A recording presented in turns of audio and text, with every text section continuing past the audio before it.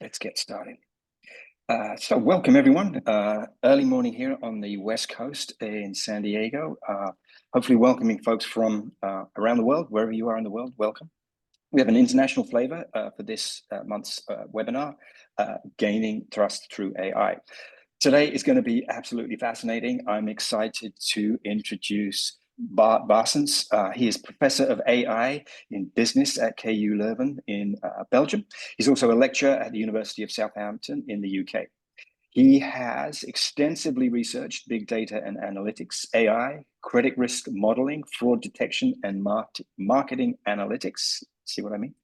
He has co-authored more than 250 scientific papers and 10 books. He also regularly tutors, advises, and provides consulting to support to international firms with respect to their AI strategy. Bart is also listed on the top 3% of Stanford's University's new database of top scientists in the world. He was also named one of the world's top educators in data science by Chief Digital Officer magazine in 2021 and 2023. Bart has educated tens of thousands of data scientists across the globe in the fields of AI, credit risk, fraud, marketing, ICT, and others. And he also has his own online learning Blue Courses platform. I'm going to share the link to that in the chat, which features a slew of courses on machine learning and applications in that domain.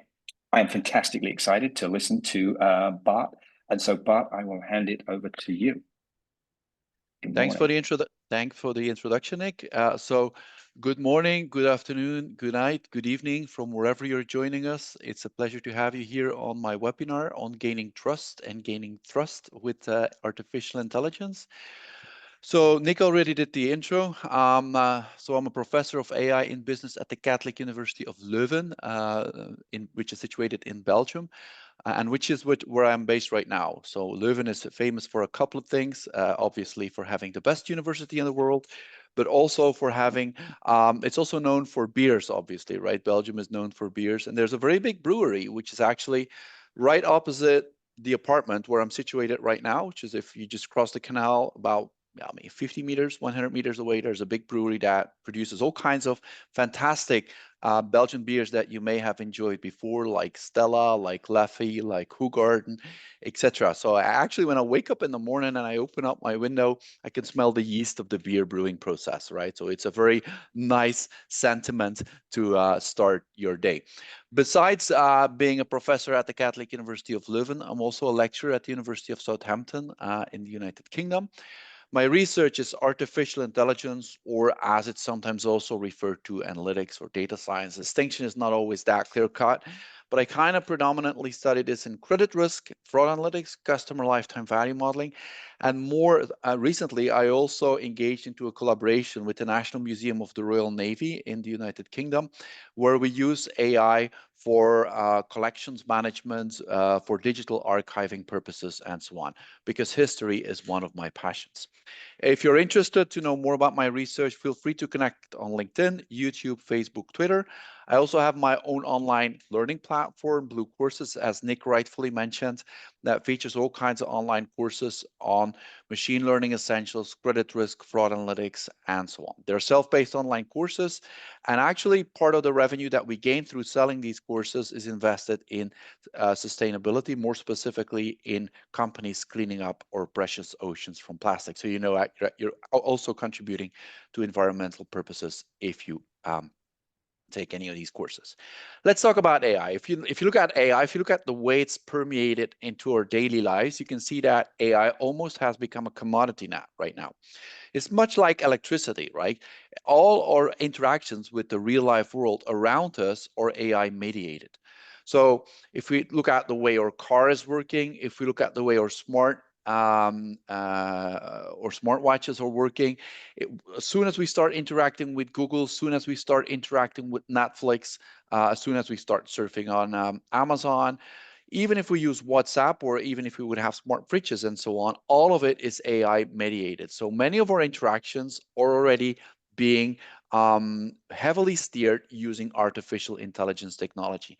And actually, the idea of generative AI is not so new, because if you look at Google Translate, it's been around for more than a decade. If you look at WhatsApp and the way it starts completing the messages as we type them, these are very basic examples of generative AI. But obviously, the technology has largely evolved. And this is probably one of the most technical slides of the course, so don't worry too much. I'm going to give you the intuition behind the slides. But one of the key new developments that was really pioneering work in the area of generative AI is the idea of a transformer. And a transformer is like a huge neural network, and you have to think of a huge neural network as a massive mathematical formula that takes some inputs and that produces some outputs. And the inputs it takes are usually textual inputs. Think about sentence by sentence that is being fed to this neural network, to this huge mathematical formula. And this huge mathematical formula or neural network can then do two things. Either it can take the sentence that is being fed into it and develop a numerical representation thereof, or either it can try and predict the next words word by word after having been given that one particular sentence. So the inputs is a sentence, and it can do some encoding of that sentence. That means it comes up with a numerically meaningful mathematical representation of that sentence. That's what we also call that's what we also refer to in more complex terms as a vector or an embedding. And there's been some very nice examples of that. You may recognize BERT. BERT is an encoder transformer that transforms sentences in semantically meaningful numerical representations. But the most popular example of a transformer that all of us are probably most familiar with is ChatGPT. And ChatGPT is an example of a decoder transformer. And what a decoder transformer does is it's going to start from a sentence and it's going to predict the next word, one word at a time. And it's going to do that so incredibly fast that to us, we have the feeling that a whole chunk of text is being spit out in one go. But actually what happens is that it predicts one word at a time based upon previous words, based upon the previous words or tokens that it has seen. And that's what ChatGPT is doing, right? That's here you can see ChatGPT. So actually, if you look at the sentence, for example, Bart is having a date for Valentine. There's a lot of this is one particular sentence, and what an encoder will do is it will come up with a numerical representation of that one particular sentence, which takes into account the semantics of that sentence. So it will take into account the fact that somebody is having a romantic encounter for Valentine, and there's lots of semantics that comes with it. Like the semantic is it's a romantic encounter, it's Valentine, so it will be around the 14th of February, and so on. An encoder like BERT is going to encode that numerically. A decoder is going to try to predict the most likely words that come after that. And for example, it could try and further complete the sentence and say, he bought some flowers. He's looking forward to it, and so on. And it's going to do that word by word or token by token at a time, right? The encoder or decoder can then also be fed to a sentiment classifier. That is an AI system that is going to try and distill the sentiment of that particular type of sentence. In this particular case, well, we can discuss on it, but in this particular case, we could assume that when somebody is having a date for Valentine, that this could relate to a positive sentiment rather than a negative sentiment. So that's the idea of the encoder versus decoder.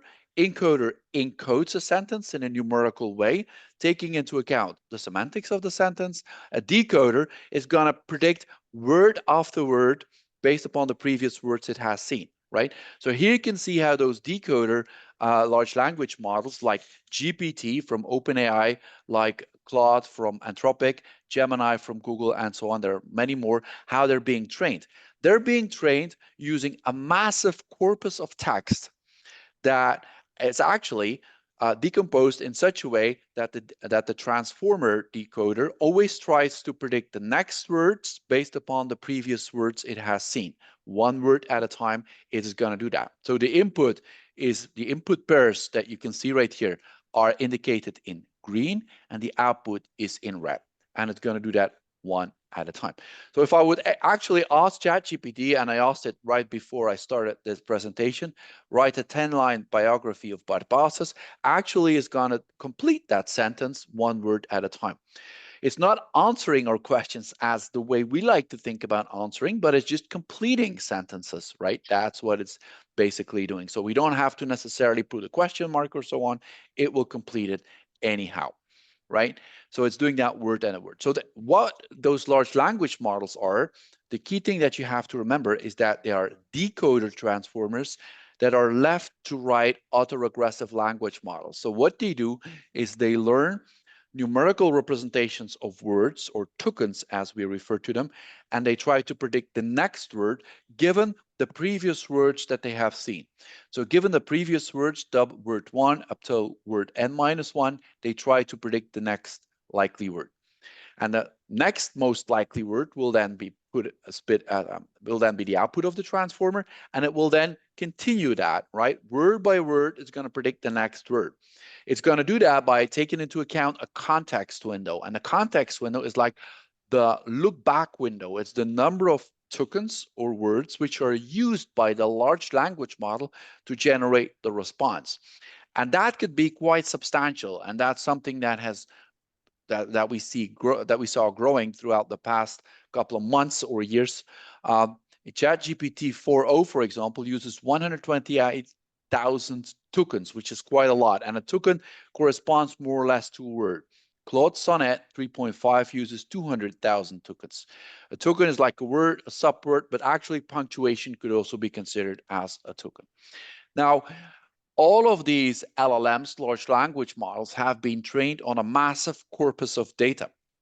What kind of data is to a large extent undisclosed, but it's data that has been made publicly available on the internet, like the common crawl data set, web text, Wikipedia data, some books where obviously copyright issues may be a bit of a concern, but the data on which each of these models has been trained has not been fully disclosed, right? So we can only guess that. Obviously, when we learn models, large language models like that, it may not always give us the most desirable outputs.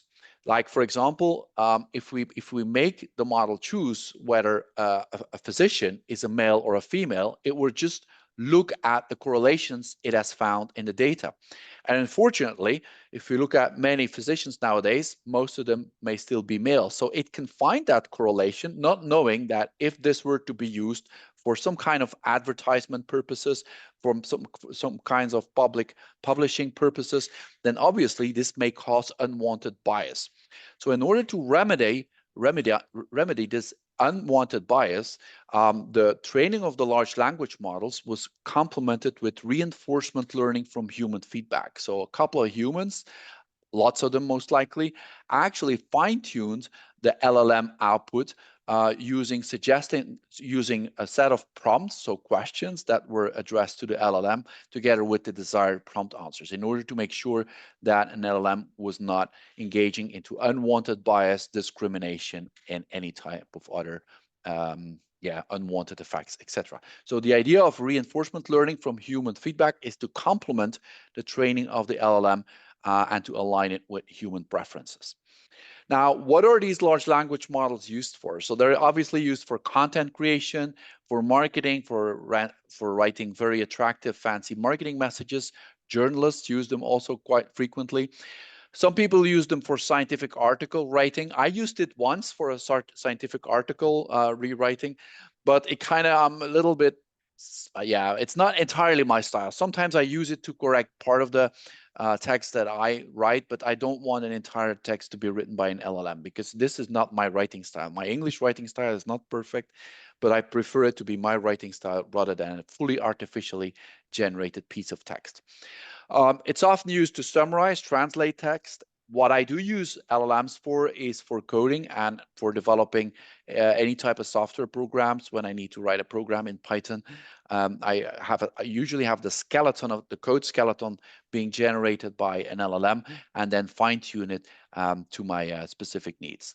Sometimes it's also used to solve mathematical problems, also sometimes even as a search engine. Obviously, if you use it for writing purposes, do note that authenticity can be a bit of a concern there. So what are some of the limitations of these LLMs is something that I want to zoom into a little bit more detail. First of all, the input data. Secondly, the hallucination, the fact that they can hallucinate. That means that they can make up fake information. And hallucination is a term which is often referred to as making up fake information. But if you, from a psychological perspective, a hallucination is seeing things that are not there. For example, if I would see a dinosaur in front of me, I would be hallucinating. And don't worry, I don't see anyone, at least not at the moment. Confabulation is actually a more appropriate term. Confabulation means that you start saying things which are incoherent and which are not true. This is typically what happens when you had a little bit too many of the Stella Artois beers. That's confabulation. So LLMs can actually confabulate, but the term that is most frequently used, it's a bit incorrect term, but anyway, is a hallucination. Another limitation, I'm going to zoom into that, is anthropomorphization. That means that people have a tendency to approach complex technologies by doing some anthropomorphization, by perceiving them as humans and by attaching human traits to these complex technologies. That can have some benefits, but that can have some risks as well. So that's something that we will elaborate on in a moment. LLMs can also unwillingly engage into bias, discrimination, and there can also be fairness issues that pop up because they've been trained on massive amounts of data. So if they find that the majority of physicians, of doctors or males, that's what they're going to say because that's what they have been trained on. That's the correlations that they're going to find. But obviously, when we start using their outputs for any kind of other purposes, then we need to be a bit careful that we're not engaging into discrimination. They can also fake reasoning by actually doing mere text retrieval because remember, the LLMs have been trained on text. So they learn patterns as they are present in text. They learn correlations between words as they are present in the text. Social awareness is a bit of an issue. Jailbreaking them, that means like hacking LLMs. It's becoming more and more difficult to hack LLMs, but still, once you're very creative, it's still possible to hack them. We don't have any quality guarantee. They are not very good at planning yet, although they're getting better and better. And tokenization is another limitation. What I'm going to do right now in what follows, I'm going to briefly zoom into some of these LLM limitations into a little bit more detail so that you get a good grasp of what I'm referring to. Well, if I look at the input data, each of the LLMs has been trained. So that means that this neural network, this huge mathematical formula that I've been referring to earlier on has been estimated. There's a couple of parameters that make up this huge mathematical formula. But obviously, the parameters have been estimated using input data or text that was actually capped at a certain date, right? And for ChatGPT 4.0, that was October 2023. That means it doesn't have any access unless it's going to do some API calls to more recent data. For Google Gemini Pro 1.5, that was November 2023, and the most recent one is Claude Sonnet. That was April 2024. Again, these are large language models, and intelligence is more than language or text, right? There's interesting things that we can get out of it, but intelligence is more than language or text. I would like to illustrate that by two quotes from one of my machine learning heroes, which is Pedro Domingos, who stated here some time ago, like maybe LLMs can replace 200,000 years of language, but not 500 million years of evolution. So human knowledge, human intelligence is more than text. We can actually distinguish between at least 3 different levels of learning, as Pedro enumerated here. Things we know and can explain, like addition. Things we know but can't explain, like riding a bike, right? How do we ride a bike? What are the various skills? If I would ask you to explain that, we know how to ride a bike, at least I think most of us do. But what are the exact skills? How do we balance ourselves? It's very hard to explain. And things we don't know, like how to cure cancer. So there's a lot more different types of levels of learning than just looking at patterns that regularly occur in text. Hallucination means that LLMs, even the most state-of-the-art LLMs, still can spit out incorrect information. Like if I ask, here you can see ChatGPT 4.0 and Claude Sonnet 3.5, which are two maybe of the most popular LLMs, and I asked them, give me 10 books that I wrote, right? And ChatGPT 4 had to think for 12 seconds, not very important, but actually three of the books that it gave as part of its output were not books that I've written, at least not that I'm aware of. No, but I didn't write these three books, right? So, and here, if I look at Claude Sonnet 3.5, this book number 5 and book number 8 are also books that I haven't written. These are prompts that I formulated last week, I think it was. So you can see that even despite the fact that it's being generated by an LLM, don't take it for granted. LLMs can still generate errors as well. So be very critical when you use them for particular types of purposes, like coding, for example.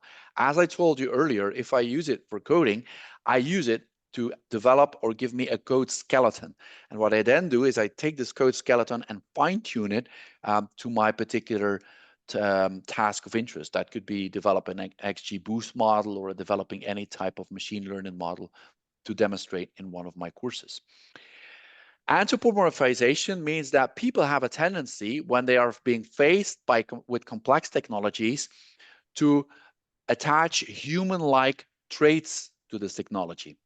So the idea of anthropomorphization is to link human-like traits to non-human entities. And that's not new for ChatGPT because people have been doing that for centuries. Think about the Greeks that shaped their gods as humans.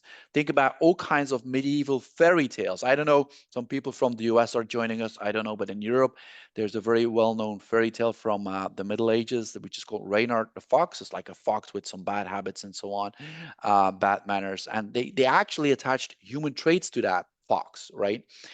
Now, the idea of anthropomorphization LLMs is kind of fueled by their complexity, but also our inability to understand them. And that's why many people, when they engage with an LLM, are going to say like, you are a travel assistant, you are a primary school teacher, and so on. So they're going to try and ask the LLM to pretend as if it is a human person. And this anthropomorphization has definitely its benefits, but also its risks, right? Note that in order to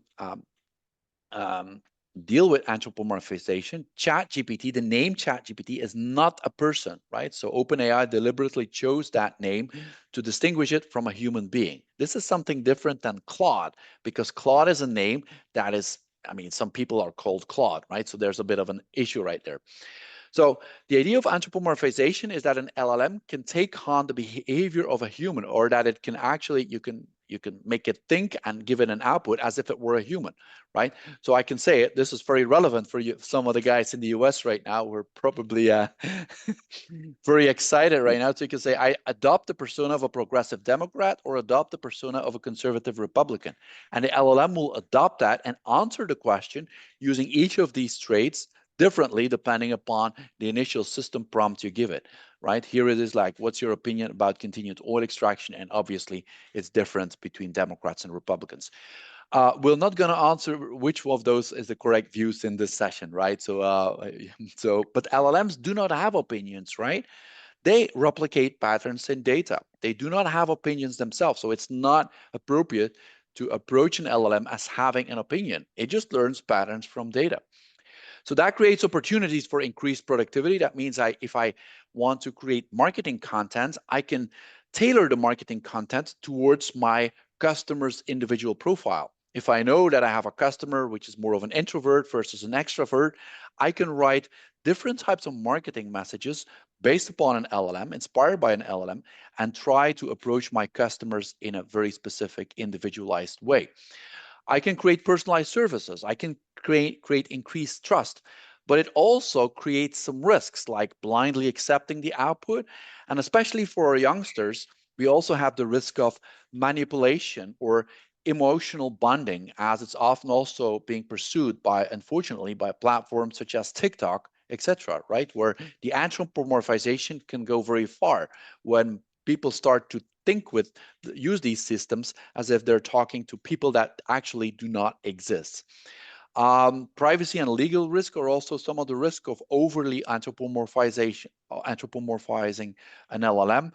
Discrimination and polarizing output, where you're creating echo chambers that kind of reinforce negative thoughts, etc. Here, there's a very nice quote of a philosopher, Louis de Disbach. It's in French, so we're Belgians, so in Belgium we speak. My first language is Flemish, second language is French, a little bit of German, and a little bit of English as well. So it says, en traitant les robots comme des humains, ne finissons-nous pas par traiter les humains comme des robots? What it basically says, when we treat robots like humans, so when we anthropomorphize, will we not end by treating humans like robots, right? So that's a very nice quote to illustrate the dangers of anthropomorphization. There's also more and more a need or a call for socially aware language technologies. In other words, to extend LLMs that recognize social cues such that they can better align the responses or output that they generate, for example, with the tone of the voice, whether there's some sarcasm, and that's not always easy to detect because remember, at the end of the day, when we're working with LLMs, it all needs to be nicely written down into a mathematical formula. Humor and cultural references. And LLMs can be very humoristic, but when they're humoristic, they actually replicate humor that they have seen in data. And one of my favorite stand-up comedians is the British stand-up comedian Jimmy Carr. And if you want a small intermezzo, I can let you do this. Roast Bart Baesens, me, Jimmy Carr style. So I'll let you read that for a moment. It's pretty confronting, so please read it very fast so that I can go to the next slide.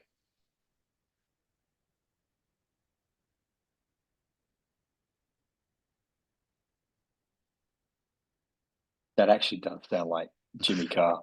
You love that guy as well? Yeah. Yeah, he's very good. He has a very good show on Netflix as well. Jimmy Carr, Ricky 8 out of 10. Oh, right. 8 out of 10 cats do count down. Do you watch it? Yeah. So, and Ricky Gervais as well. Anyway, reasoning, like this is a prompt that I gave to Claude this morning, right? This morning my time, right? So now it's about almost 3:30 p.m. in the afternoon. This morning my time, I asked Claude, is 911 bigger than 99.9? And it says yes. So it tries to give a mathematical explanation for it. So it says yes, it's bigger, which is not true, right? 9.9 is bigger. And the funny thing is it comes up with a mathematical explanation. So why does it think it's bigger? Well, there's been a paper recently written on it. And one of the patterns is 9/11 is when the attacks took place, when it refers to the date 9/11 rather than the number.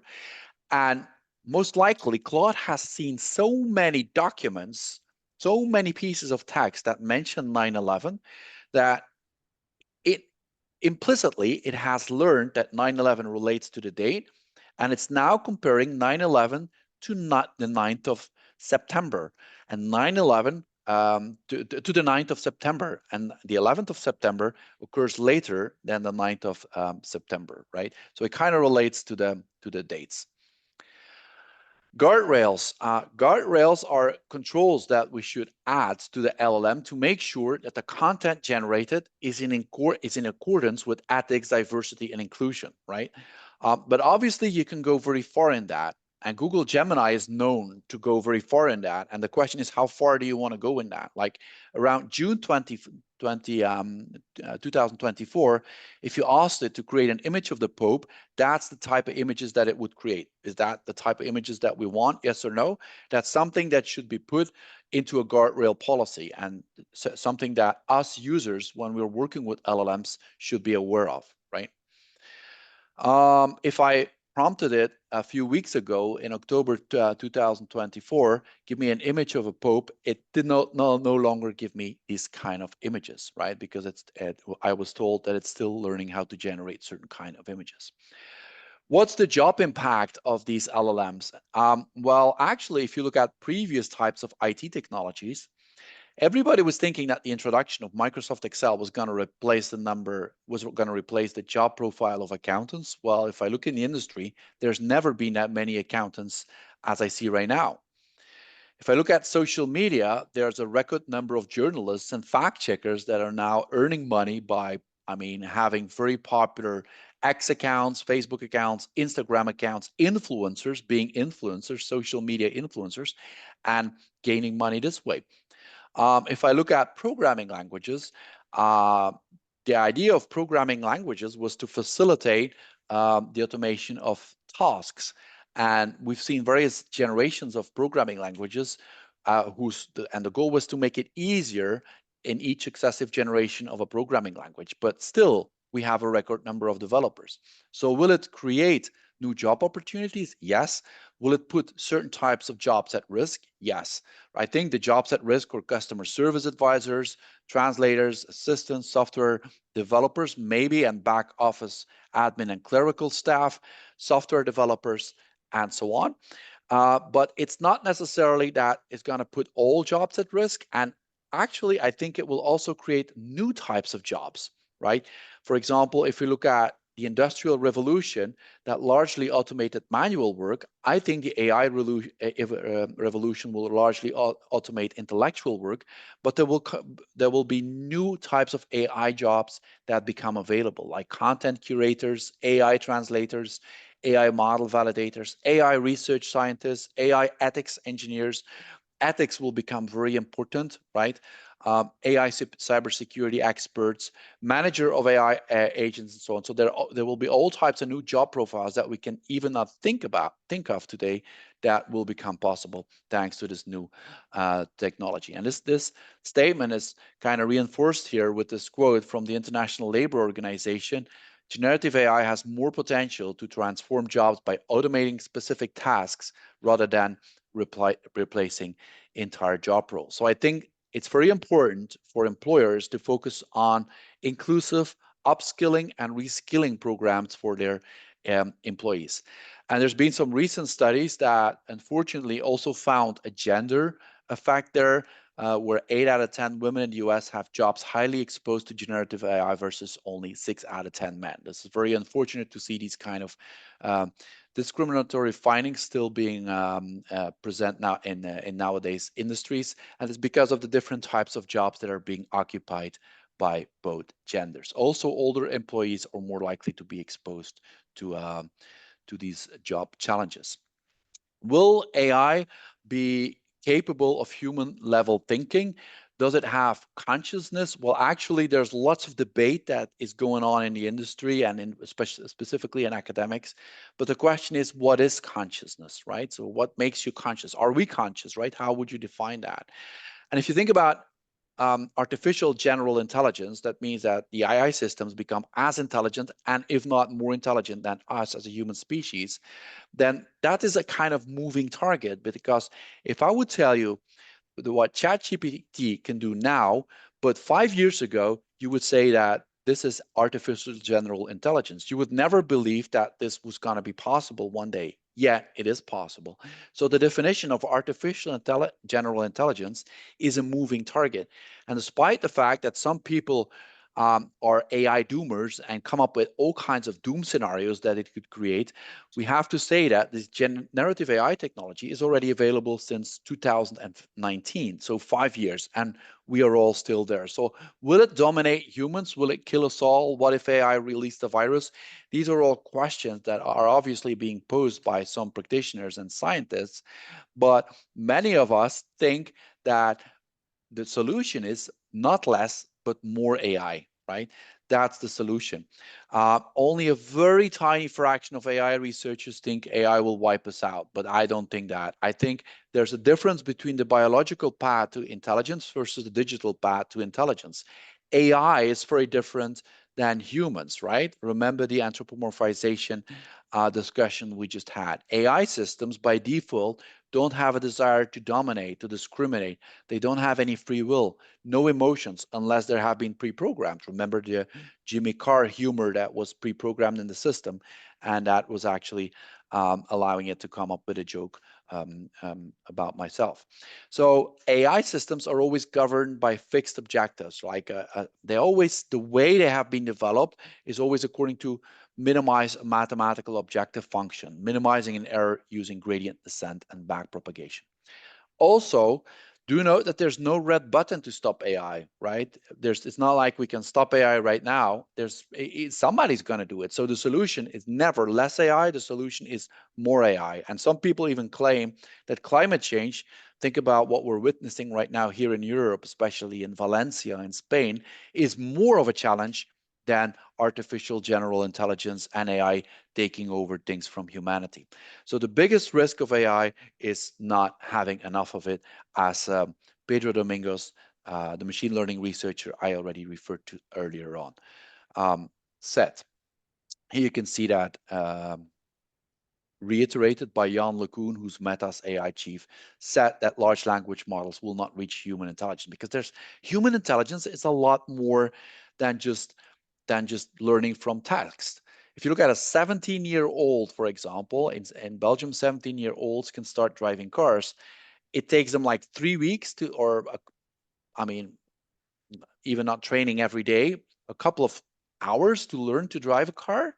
But if there's no AI system that is capable of doing that appropriately yet. So what do we need if we want to have trustworthy AI? If we want to have trustworthy AI, I think there's 5 criteria that should be satisfied. It should be open source. That's what I think, because the biggest contributions that we have witnessed, the biggest developments, technological innovations that we have witnessed in the industry are all open source. Think about Python, think about Linux, etc. So all of these technologies are all open source, and that created a very fruitful environment for co-creation, where people could actually co-create all kinds of new technological developments. Transparency is also very important. What kind of data is being used to develop an AI? What can it be used for?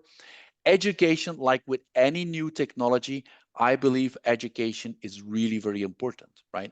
Explainability and also regulation. So open source, as I said, the major technological breakthroughs came from open source environments like Linux, PyTorch, Keras, and so on.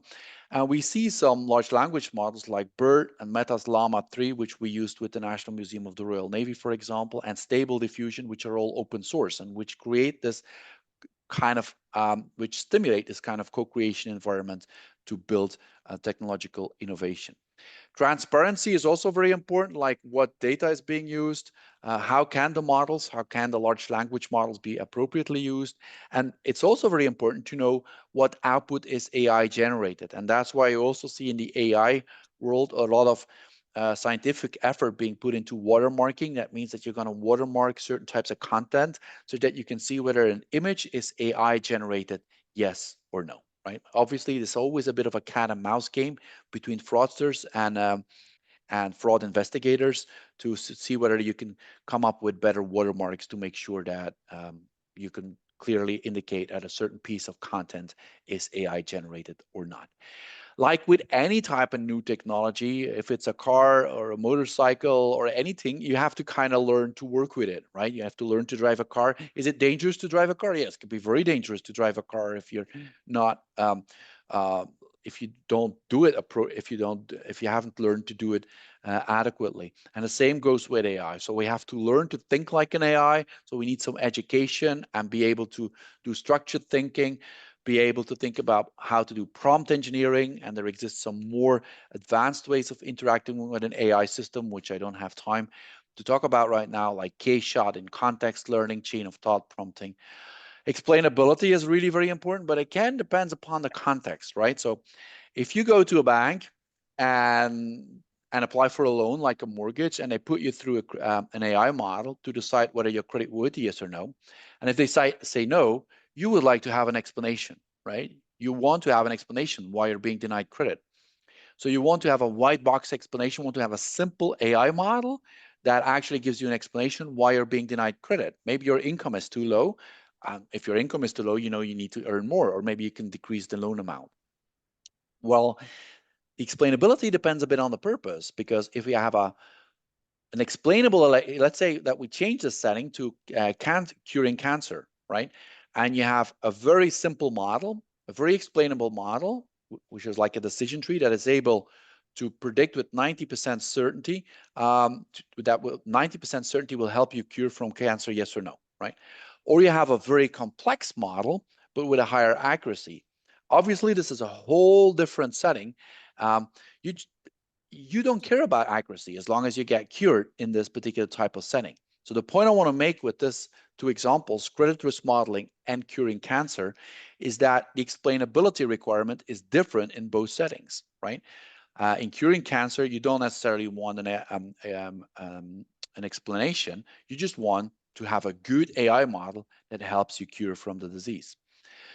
Trustworthy AI, well, what we see lots of differences across the various continents. Unfortunately, in the EU, where I'm based, we focus on regulation, and we have various types of regulatory guidelines that, if you ask me, that too much regulate new AI developments. We have in Europe, we have the AI Act, we have the Digital Services Act, we have the chat control bill that allows you to look into certain types of your WhatsApp messages to see whether there's some child abuse related content in there, which is obviously a good noble aim, but it can also comes with some privacy concerns as well. So in the EU, we focus very much on regulation, which is why some of the AI US technology providers like Meta and Apple do not launch some of their newest features within the EU market.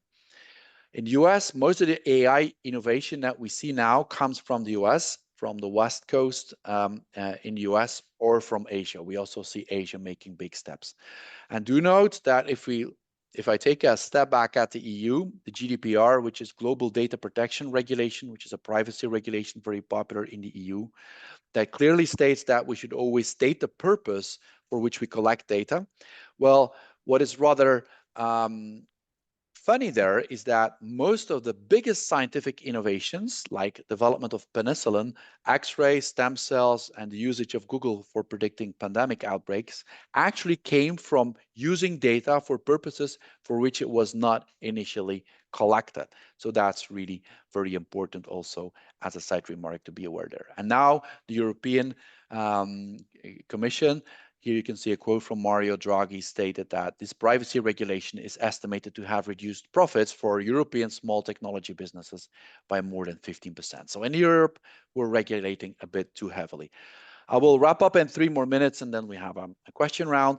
So the idea, what I want to say here is don't regulate technology or R&D because that kind of regulating AI is about the same as regulating maths or Python. We have to regulate applications thereof. We have to regulate self-driving cars, medical applications thereof, and so on. Think about here the analogy that was provided by Andrew Ung. The electric motor has various types of good usages like blenders, electric vehicles, dialysis machines, but also obviously bad usages like guided bombs and so on that should be heavily regulated. Same goes for AI. Good. There's a little bit more challenges. I cannot go into this into a lot of detail, but some of the challenges are untapping new data. Learning to reason and plan is really very important. Cause and effect reasoning. AI systems, modern day AI systems are not very good at that yet because most of the patterns that they have learned originate from textual data from which they generalize or extrapolate. And obviously also the aspect of multimodal AI where you're trying to combine patterns that you learn not only from text, but also from image, from audio, video, and 3D gathered data. The ecological footprint of these systems is also an attention point. But I'd like to finish with some of my conclusions. So we started off with giving you an outline of the transformer architecture, decompose that into the encoder and decoder part, right? ChatGPT being an example of the decoder part. Then we discussed some of the problems with LLMs like quality of the input data, hallucination, bias, fairness, discrimination. And we ended by listing the various criteria in order to get to trustworthy AI, such as being open source, being transparent, educating anyone that is interested in using it, explaining it, and regulation, but not over-regulating. There's many remaining challenges ahead, I think, and the future of AI is more than merely generative, right? So lots of this cause and effect reasoning and world models have not been properly captured by AI systems. And I think AI is a solution, not the problem. So we need to gain both trust and trust with AI. with that, I think I nicely wrapped up my talk in 45 minutes, and that should give us some time for Q&A. That was brilliant timing and brilliant talk. Greatly appreciate that, Bart. I certainly have some questions.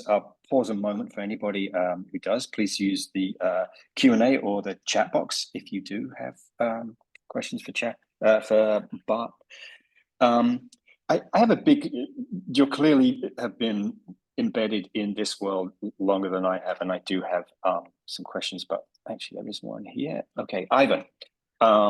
Do you believe that we will see robust LLMs hosted on-premise rather than SaaS?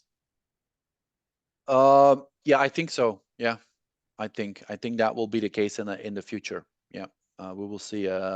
Because many of the bigger firms are very reluctant to actually use these LLMs on as a SaaS infrastructure, because that means that they're uploading all their data to the platform as well. So we will see a lot of more developments on premise for LLMs. I think so, yeah. And from a market perspective, do you think the kind of more smaller LLMs will dominate the market rather than just these huge models? Well, dominate the market, that I don't know. I think they will become very popular. I think the huge models will also remain very popular to the wider audience. I think there will be a market for both, right? But smaller footprint LLMs are going to gain in popularity and are also going to be used, especially when they're open source, they're going to be used more and more on premise. Right. And then, so you're into research. What branch of research do you think is most promising from a potential perspective? In this field, I think a lot of research on cause and effect reasoning and planning and coming up with AI systems that take into account much more of a world model, right? The world model where you understand the relationship between objects rather than learning relationships from textual data, learning relationships, for example, physics relationships, right?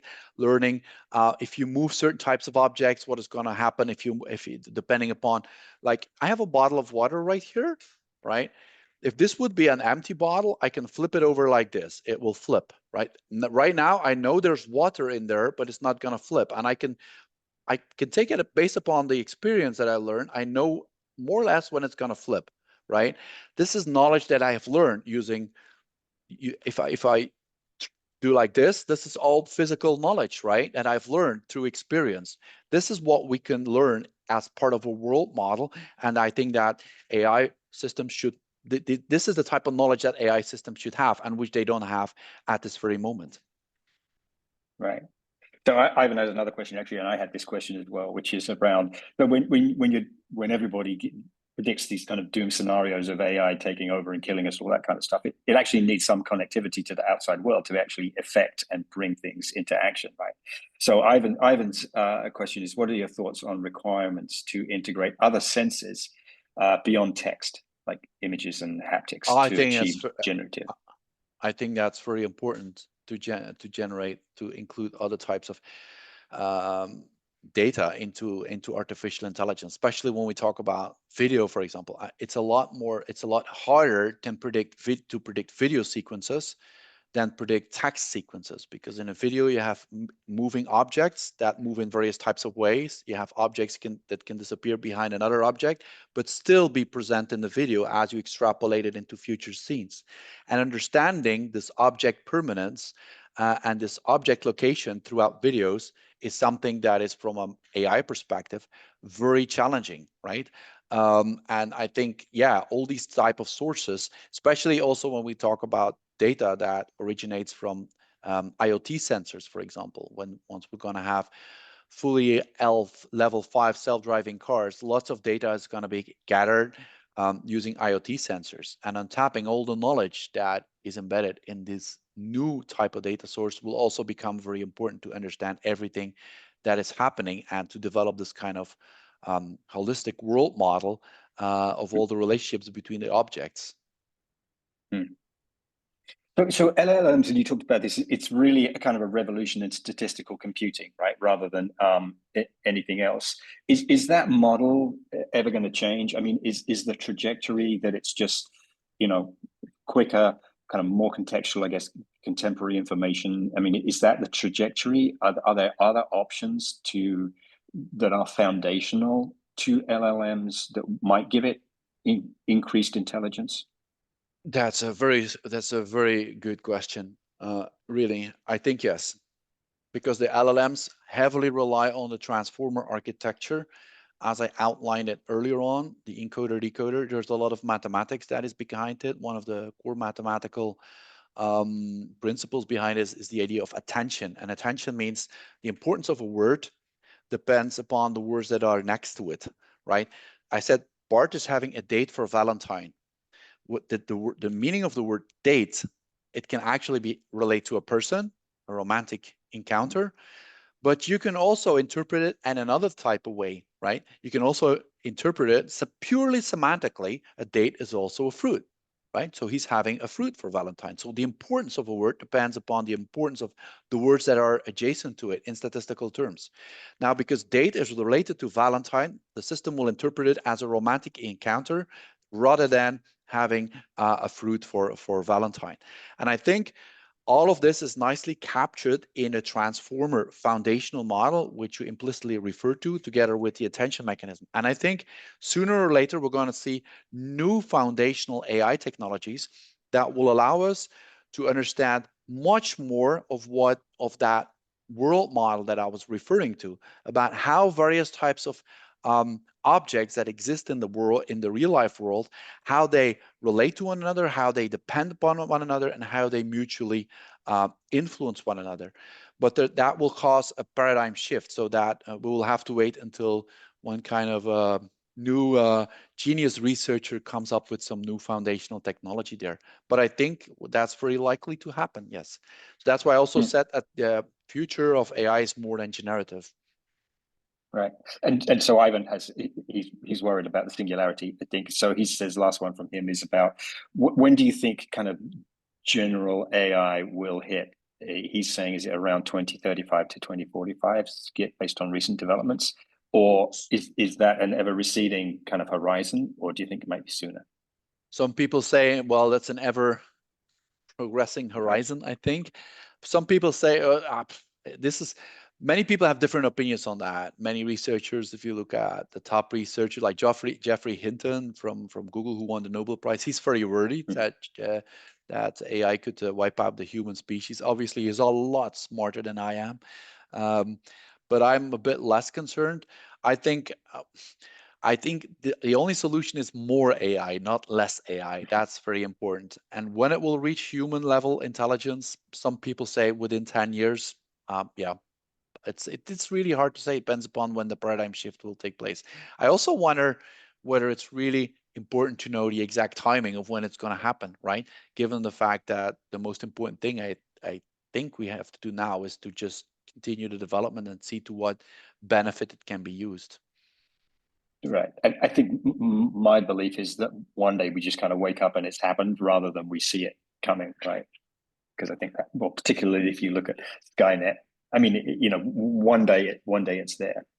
Yeah, that could be, yeah. And then it's up to us humans to make sure that we are under control of it, right? And I don't think AI will have an intrinsic desire to dominate, because who has developed the AI is us humans. So we put the formulas in there, we put the objective functions in there, so they are known, and they can become as smart as us humans, but it will still be up to us to control it. Do you have any sense of, so right now, the majority of usage, actually, this is a question in itself. The majority of usage would seem to be people, you know, going to ChatGPT, going to Gemini, going to Copilot, you know, going to a physical, well, a virtual place and interacting. Do you see, as the technology progresses, do you see that kind of product kind of receding and it becomes more of a service embedded behind things? So my example would be, I do a lot of interaction with ChatGPT through a Google Sheet plugin, right? So I don't actually interact with ChatGPT. It's just part of a service. I mean, do you see that as the way forward? Yeah, definitely. Lots of companies right now are just using chatbot powered customer service desk facilities, right? So you're actually engaging into an LLM-based chatbot, and so the LLMs will be more and more embedded in other types of products as well, whether it's in Outlook, whether it's in Google Sheets, with any type of product. Yeah, I think so, definitely. I saw an interesting. I had not known this before, but it all made sense, and I'm assuming this. I saw it on TikTok. It was an interview, but it was talking about the Uber, and has only made money 1 year in its kind of lifespan, which I believe was 2018, when it actually made somewhat of a profit. But there still continues to be massive investment in it, and lots of people are investing into the companies that are generating this. And I heard that it was because they're all waiting for people in Uber are waiting for self-driving cars, because when that happens, the whole Uber model suddenly becomes massively profitable. Yeah. I mean, do you see, when you think about AI and self-driving cars, do you see that as a reality? Do you think we'll ever get to that point? I think so, yeah. Because your question is, whether self-driving cars will ever become a reality, because that's already a reality, right? I think, and then the combination of AI, I think yes, yeah, I think that will become a reality, yeah. And so this notion that AI is going to create more billionaires than the first trillionaire is right. It's true. Yeah, but I mean, don't underestimate people's creativity, right? I mean, every technological innovation that we witnessed throughout history, there were always people that were able to leverage it in a particular way, which turned them into billionaires or trillionaires or whatever. And that will happen here as well, right? It's just a matter of being very creative. And I think we still have an edge there when it compares to AI, us as a human species, in terms of creativity. I think so. I had an interesting kind of comment on AI and its future, which was generally our work. And you talked about the impact on jobs and all those kinds of things. That our work, the way we work, would be less creation and more validation, right? So we are interacting with this, and rather than just doing the creation ourselves, we would be validating things coming back. It seems to me, certainly in when I'm working with it, that it's not very creative, right? There's no kind of what you might regard as intellectual leaps, right? Do you see that improving? All the creativity has been pre-programmed, right? So what we often see, for example, in mathematics, we see this. You still see my slides, right? Yes. Okay. Let's see where I can have a very interesting. It's for solving mathematical questions, right? For mathematics is a bit of knowledge, but also creativity of tackling a particular type of problem. Let's see where I still have this here. I think it's somewhere. Come on. Here. Here you can see a simple mathematical problem, and here we can see what we call neuro-symbolic AI. That's neuro-symbolic AI is an AI system which is based upon neuro-symbolic knowledge, and that can often be used in conjunction with an LLM. And the LLM gives the neuro-symbolic AI system cues as to how to solve a mathematical problem. And when it cannot be solved given a particular cue, then another cue will be generated, and so on. So that's one way that these authors, for example, demonstrated how the combination of neuro-symbolic AI with an LLM can be used to solve Olympiad geometry problems without human demonstrations. It was in a Nature paper that appeared this year. So indeed, those LLMs have limited creativity because all of the creativity has been pre-programmed, but it can give us cues, suggestions that can help us further enrich our own creativity. So it's it's a combination of both. Symbiosis. Okay, we're at time now, but I really appreciate you spending some time with us.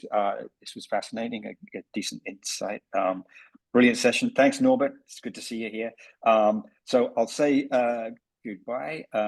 Thanks for those who answered, asked questions. And Bart, again, really appreciate your time. Good luck with all those other books that you're going to write that hopefully do turn up accurately on AI. Thanks a lot. Take care. Thanks a lot, everyone. If you want the presentation, just let me know. Thanks, everybody. I posted your LinkedIn as well. Thanks. Great. Thanks, Bart. Thanks. Bye-bye.